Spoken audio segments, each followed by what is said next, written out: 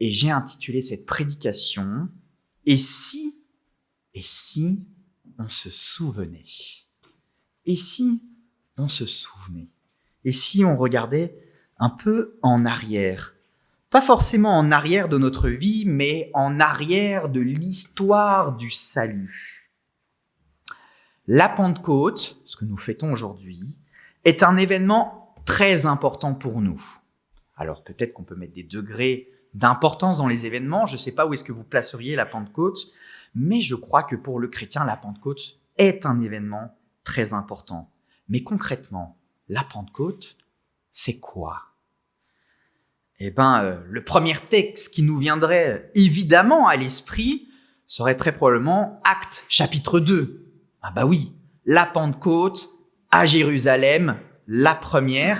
Pourquoi je dis la première? Parce qu'en fait, j'estime que la Pentecôte s'est fait sur la durée, qu'il y a eu 3 étapes. Acte 2, première étape, acte 8, deuxième étape, et acte 10, troisième et dernière étape de la Pentecôte.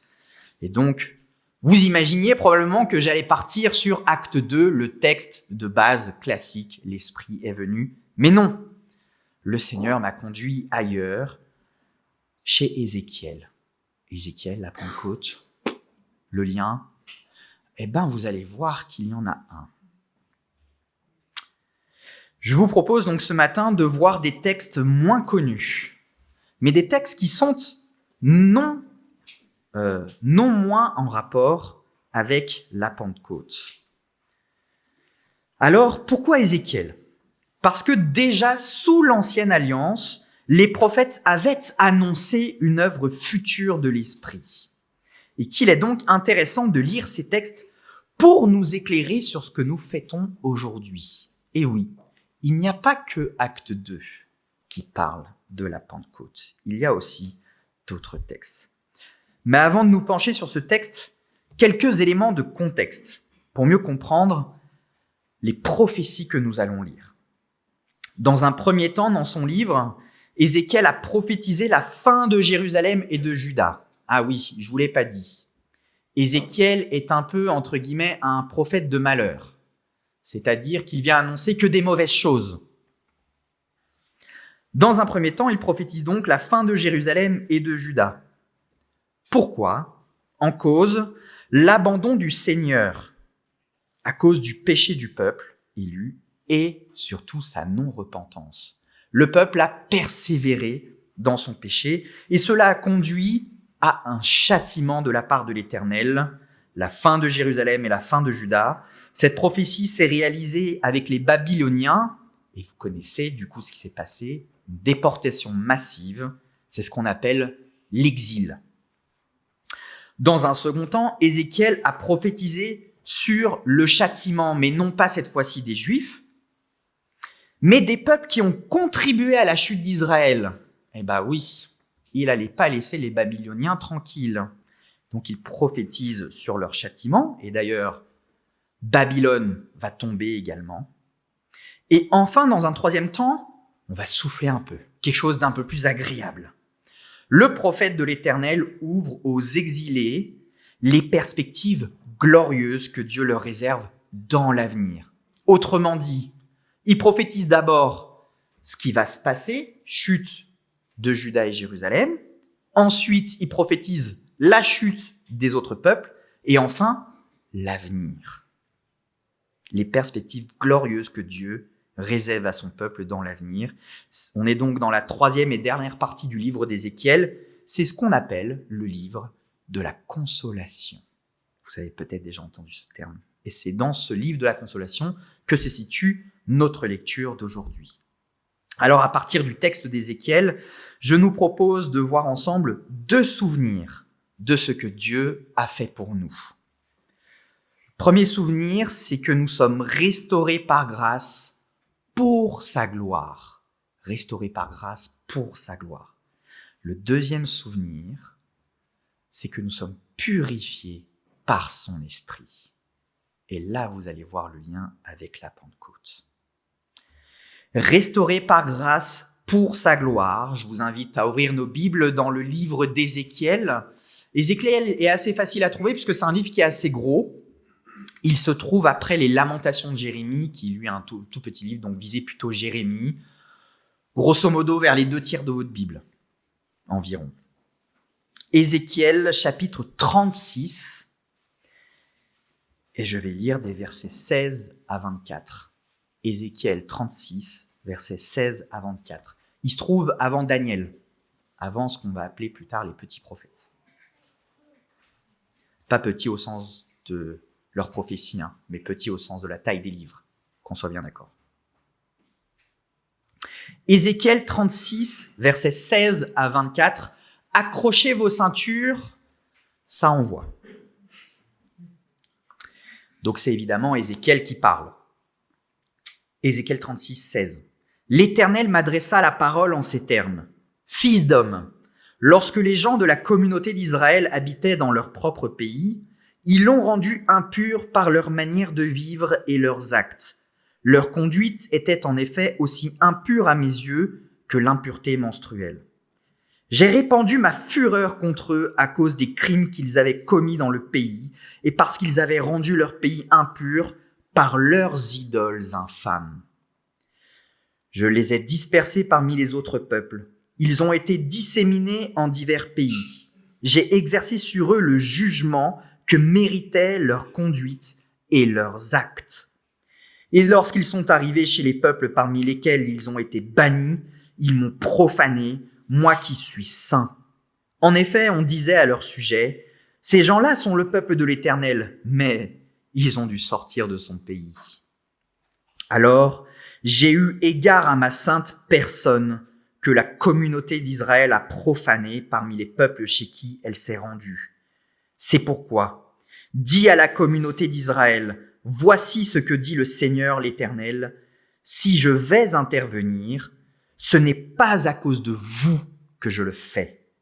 Ô communauté d'Israël, mais c'est par égard pour moi-même, moi qui suis saint et que vous avez profané parmi les peuples chez lesquels vous êtes allés. Je démontrerai ma sainteté, moi qui ai été profané parmi les autres ce peuple, par votre faute. Et ces peuples reconnaîtront que je suis l'Éternel. Le Seigneur l'Éternel le déclare. Quand je ferai éclater ma sainteté à leurs yeux par mon œuvre envers vous. Je vous ferai revenir de chez les autres peuples, je vous rassemblerai de tous les pays étrangers et je vous ramènerai dans votre pays.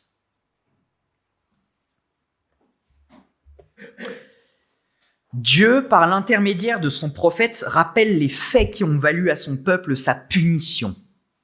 Ils ont rendu impur le pays promis par leur manière de vivre et leurs actes. Ils se sont rendus coupables de péché et se sont rendus impurs. Comment ? En pratiquant l'idolâtrie et en commettant des crimes. Cela a donc conduit, comme j'ai pu le dire, à la ruine de Juda et à l'exil du peuple à Babylone. Si pour nous, cette condamnation peut peut-être sembler un peu excessive, l'Éternel affirme quelque chose d'important.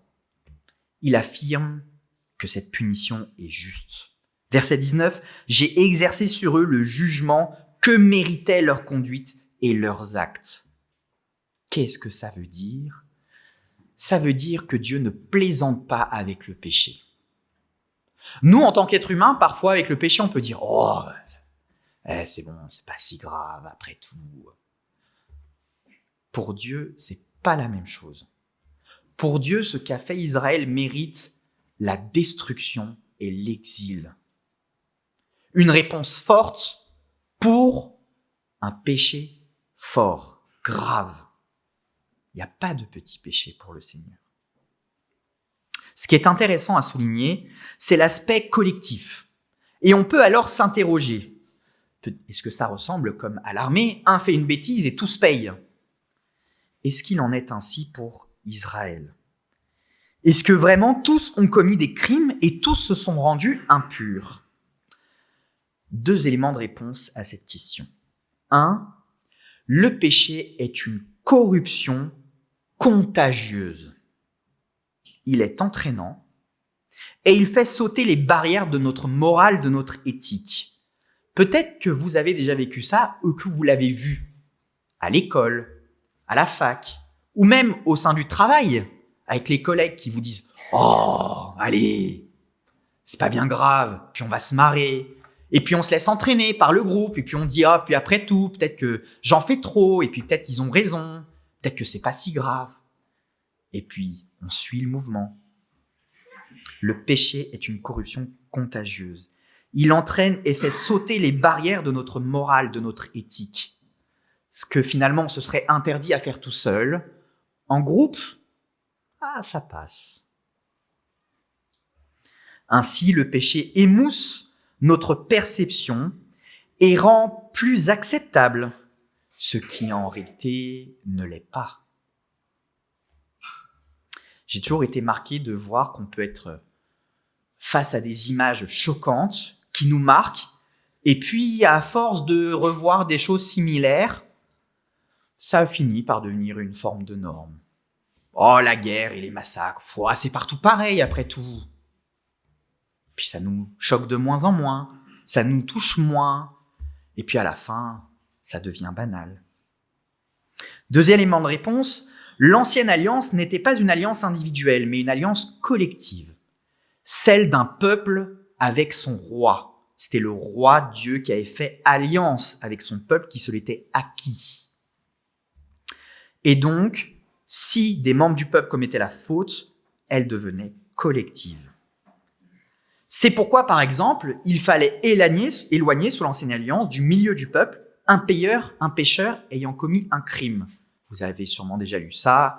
Celui qui a fait ceci ou cela, sortez-le du peuple, car tu chasseras le mal du milieu de toi, etc., etc. Il n'y avait pas de place pour le péché au milieu du peuple. Et vu que maintenant le péché est bien ancré au milieu du peuple, c'est tout le peuple qui sera chassé. Non pas du milieu de lui-même, mais chassé du pays que Dieu avait prévu pour eux. Cependant, ce qui est étonnant dans ce texte, c'est que Dieu ne s'arrête pas uniquement aux actes et à la manière de vivre de son peuple.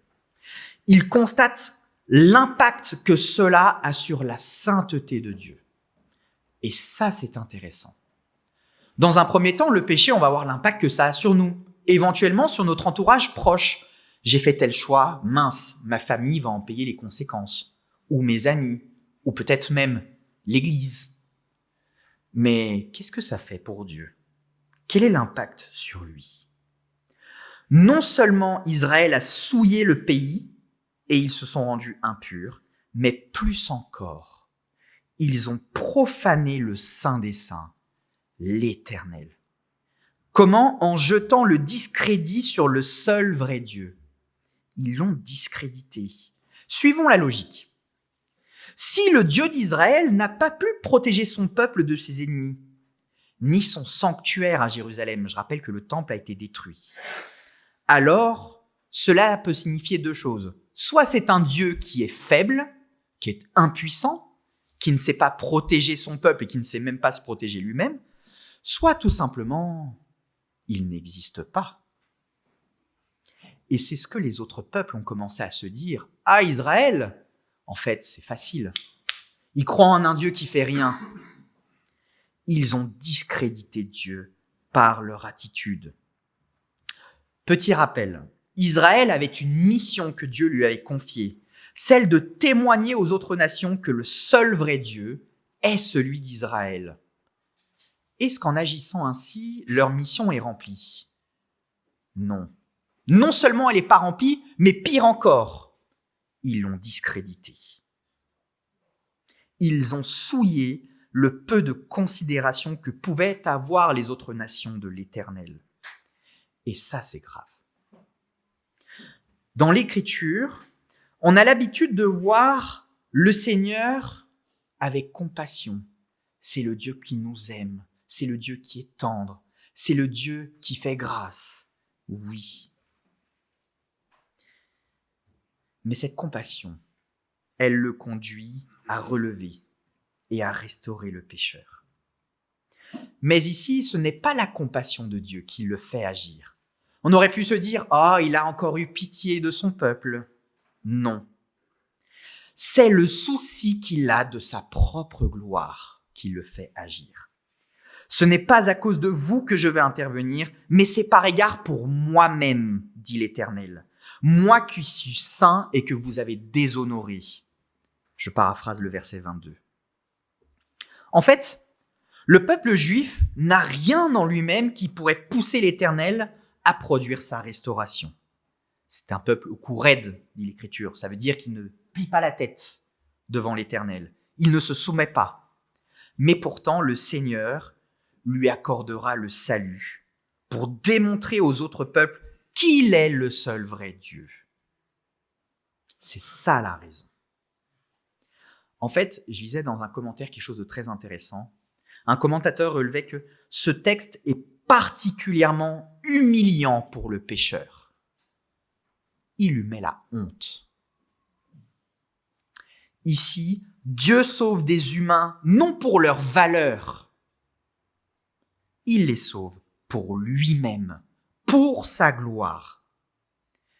Ça montre aussi que l'homme, de lui-même, ne peut pas amener Dieu à le sauver. Petite dédicace à ceux qui étaient là hier matin au groupe Croissance Disciples, parce qu'on en a beaucoup parlé. Cela montre aussi que l'homme de lui-même ne peut pas amener Dieu à le sauver. Ce qui est paradoxal, c'est que c'est ainsi que Dieu nous montre et nous manifeste son amour. Ah bon ? Et oui, l'apôtre Paul en Romains 5, verset 8, écrit cela. « Mais voici comment Dieu nous montre l'amour qu'il a pour nous. Alors que nous étions encore des pécheurs, Christ est mort pour nous. » Il nous a pas sauvés parce que, lui là, il est un peu plus gentil que les autres, il est un peu mieux. Non. Tous sont des pécheurs, il n'y a pas de juste, pas même un seul, dit l'Écriture. Tous. Pourtant, le Seigneur, malgré ça, nous a manifesté son amour. En agissant ainsi, non seulement l'Éternel sanctifie son nom, mais il démontre aussi sa sainteté aux yeux des autres peuples. Il va se faire connaître par eux comme saint, comme le seul vrai Dieu, celui qui est digne d'être adoré. Je crois que cet épisode doit nourrir notre réflexion. Car si son peuple a évolué aujourd'hui, vous savez, Romains 11, nous sommes greffés sur Israël, nous les païens. Dieu, lui, il n'a pas changé. Il ne s'est pas adouci. Il n'est pas devenu mou. Parfois, c'est un peu l'image qu'on a. Dans l'Ancien Testament, il est dur. Puis dans la Nouvelle Alliance, il s'est assagi, il est devenu plus sympa, plus acceptable, il est plus amour, etc.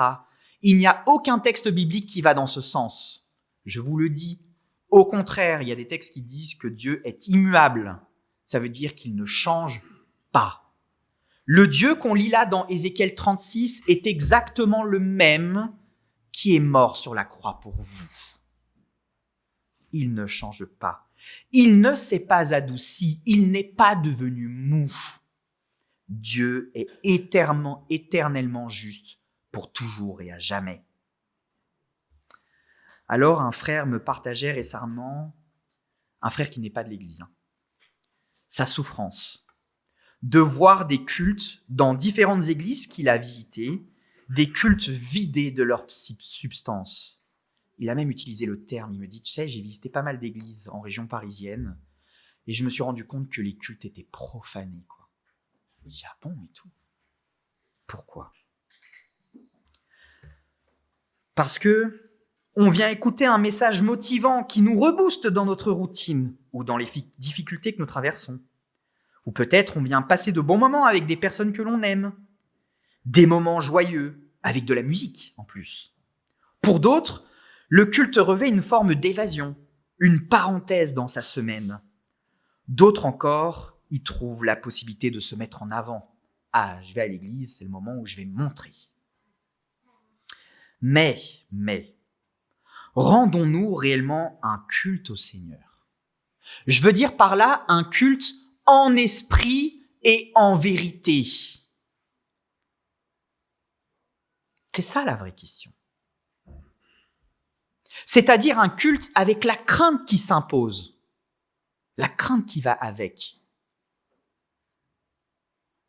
Pas juste, oh, les paroles, elles sont sympas, allez, je les chante. En fait, ça veut dire quoi ce que je suis en train de chanter?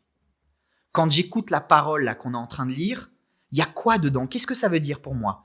Est-ce que je révère le Seigneur vraiment? Est-ce que je lui rends gloire de m'avoir sauvé? Est-ce que je m'humilie devant lui? Est-ce que je me repens de mes péchés de la semaine? Est-ce que je le reconsidère comme grand dans ma vie? Est-ce que je replace ma confiance en lui quand je viens à l'église? Rendons-nous réellement un culte au Seigneur, un culte en esprit et en vérité, avec la crainte qui s'impose. D'ailleurs, craignons-nous toujours l'Éternel?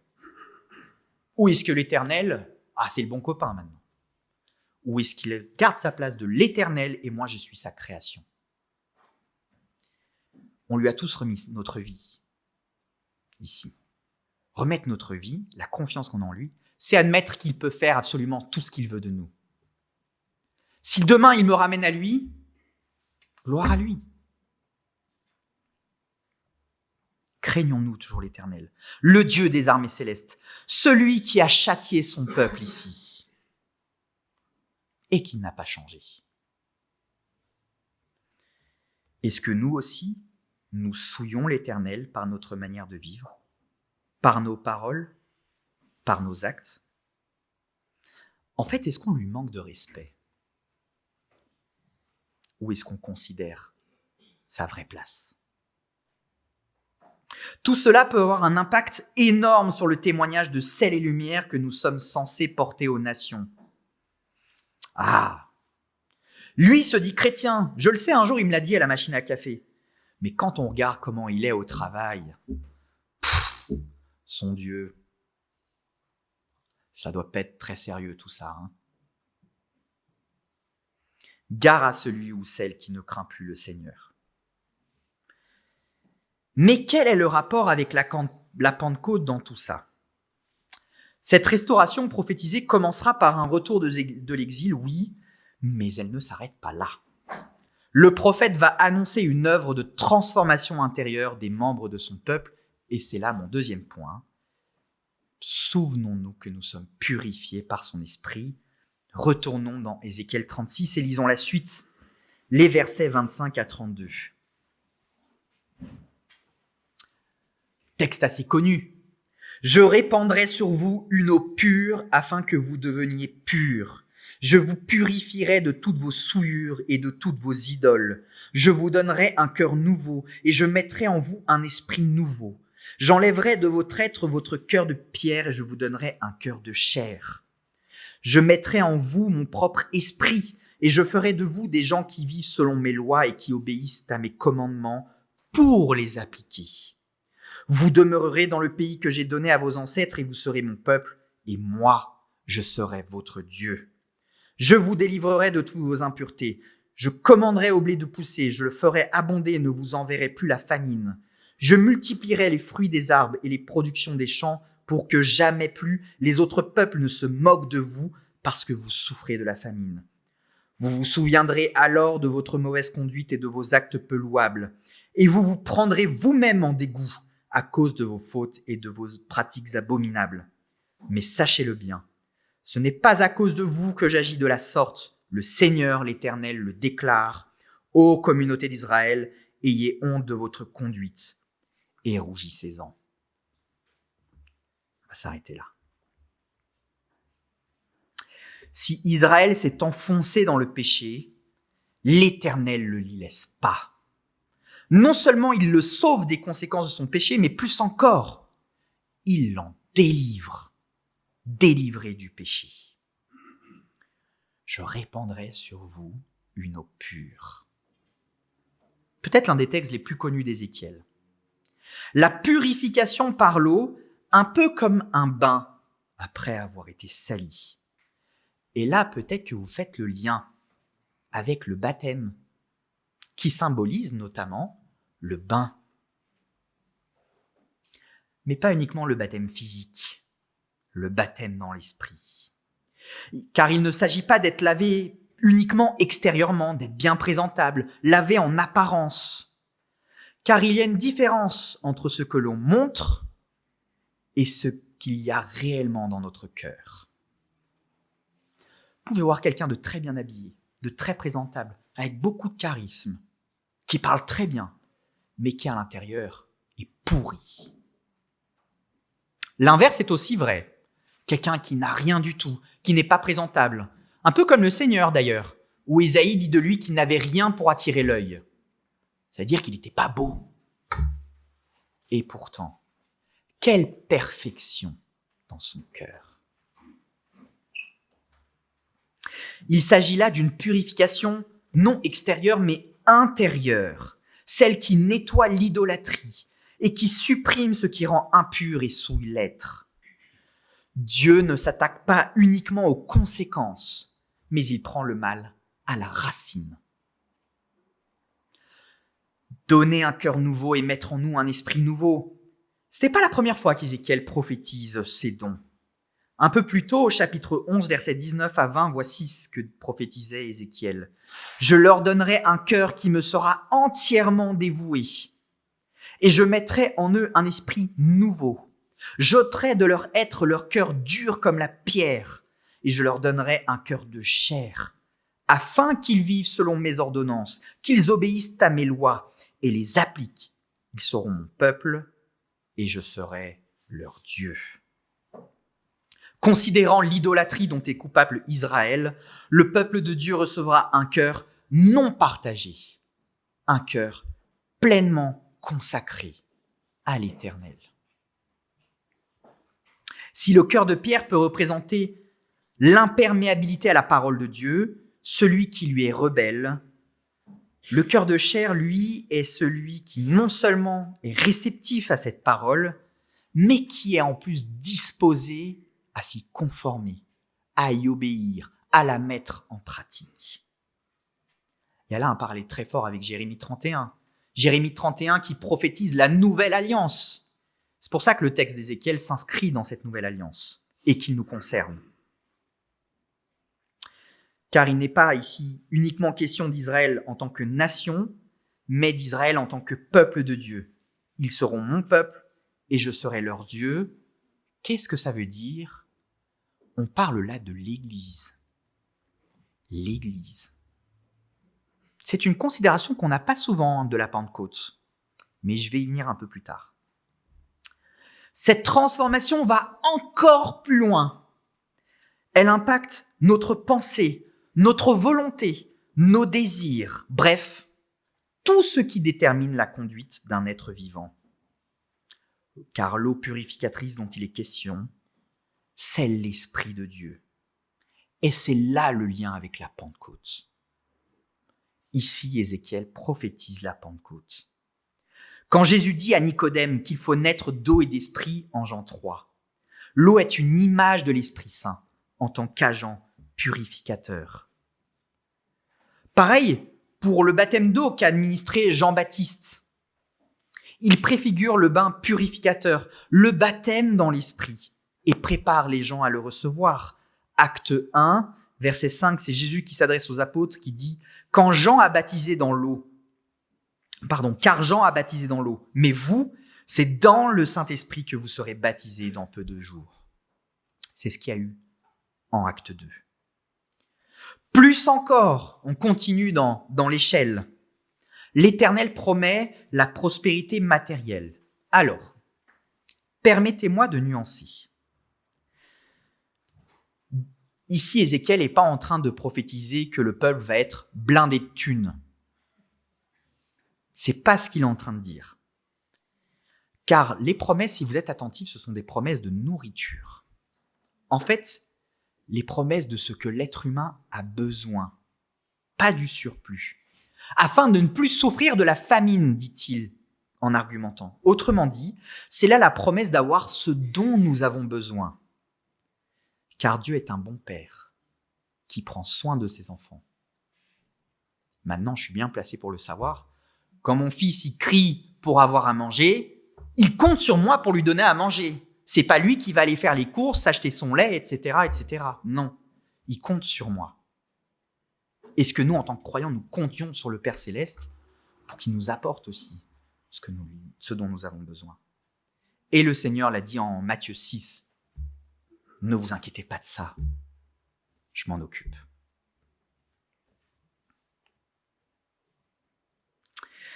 Mais cela est assorti d'une mise en garde.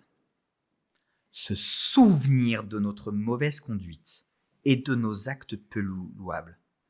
Autrement dit, se souvenir d'où Dieu nous a tirés, de la fameuse abîme, Michel, dont tu parlais hier.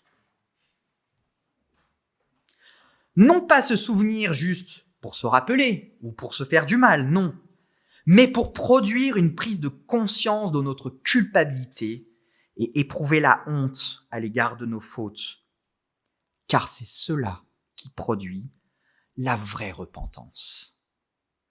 La repentance grâce à l'action de l'Esprit que Dieu nous a accordée à la Pentecôte. Enfin, le Seigneur rappelle le pourquoi de son action. Ce n'est pas à cause de nous, mais à cause de sa sainteté. Oui, Dieu nous a sauvés, nous qui étions récalcitrants et rebelles. Il a pris l'initiative pour sauver un peuple qui ne voulait pas de lui. Car seul l'Esprit de Dieu convainc de péché.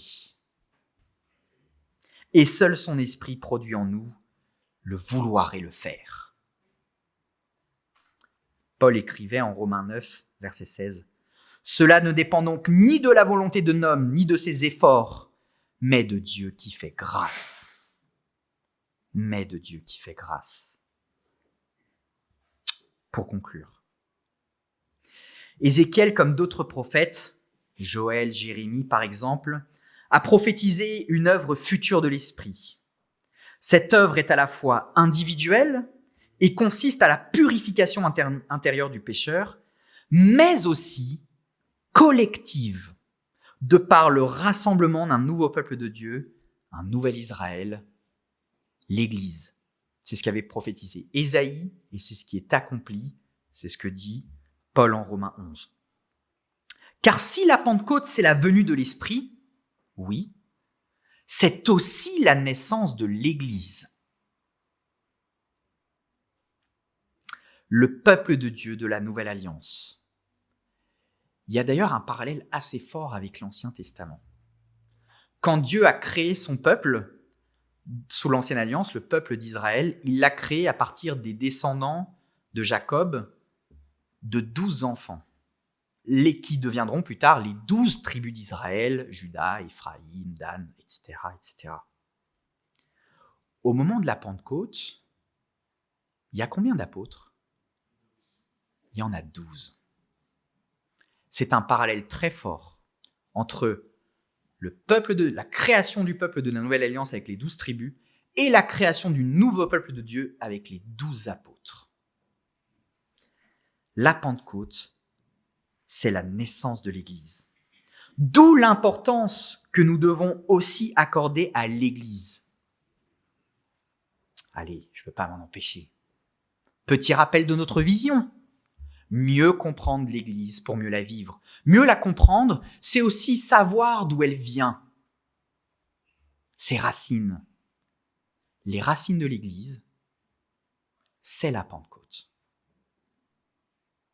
La création du nouveau peuple de Dieu. Nous sommes le nouveau peuple de Dieu, ensemble.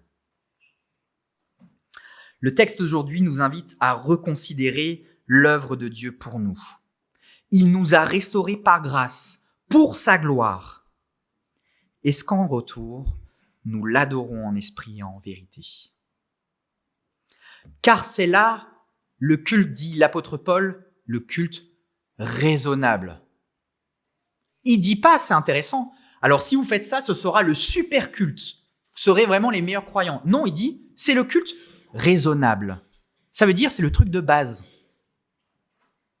En fait, nous sommes appelés à ça au minimum. Au minimum. Le culte raisonnable que notre cœur sans partage lui doit. Un culte empreint de respect. Un culte empreint de révérence. Un culte empreint d'amour. Et un culte empreint de crainte. Dans sa grâce, l'Éternel ne nous a pas laissés tout seuls. Il nous a purifiés par son esprit. Il a répandu sur nous une eau pure pour nous nettoyer de l'idolâtrie et pour supprimer ce qui nous rend impurs, ce qui souille notre être. Alors c'est un chemin, la sanctification. Ne vous dites pas, oh là là, j'ai encore péché cette semaine, ça veut dire que j'ai pas reçu l'esprit. Non. Si déjà tu en as conscience, ça veut dire que tu l'as reçu. Parce que c'est l'Éternel, c'est l'Esprit de Dieu qui te convainc que tu as fauté. De toi-même, tu ne le considérerais pas.